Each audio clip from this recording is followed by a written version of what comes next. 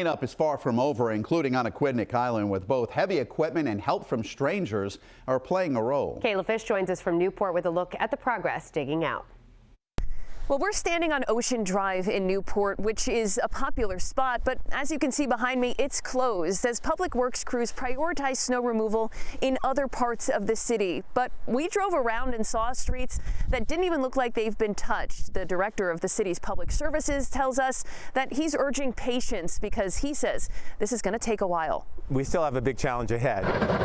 Newport Public Services Director Bill Riccio says his crews have been working almost nonstop to help the city dig out from an historic snowfall. Channel 12 told us we got 34 down here, so it's a staggering amount. And they need heavy machinery to clear it. We're looking at backhoes, front-end loaders, but you know, like we talked yesterday, all 39 communities are looking for the same resources now. We have some backhoes, we have some loaders, but we don't have enough to make the level of progress that we need to make in the narrow corridors that we have.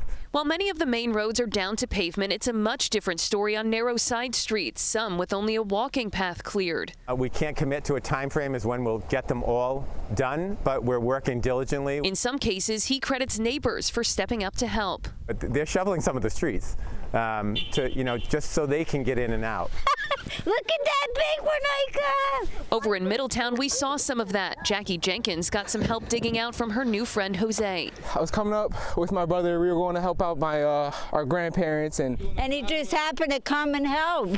I saw Jackie over here going at it by herself. She didn't look like she needed help, but I figured I'd offer her a hand anyways. And now that's my new best friend. These are the times you realize everyone's in this together. Now again, Ocean Drive here is closed, so city officials are urging people not to try to come down here. There's also a parking ban that remains in effect in Newport because keeping cars off the streets allows those plows to clear the snow safely and effectively. In Newport, I'm Kayla Fish, 12 News.